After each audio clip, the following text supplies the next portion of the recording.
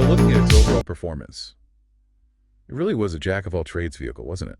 It truly was, deploying satellites, servicing them, building the ISS, rotating crews, carrying supplies, and doing science itself. What were some of the biggest things it deployed? The heaviest was the Chandra X-ray Observatory, almost 23,000 kilograms. Hubble was lighter, around 13,600 kilos, but obviously hugely significant, especially with those 5 servicing missions.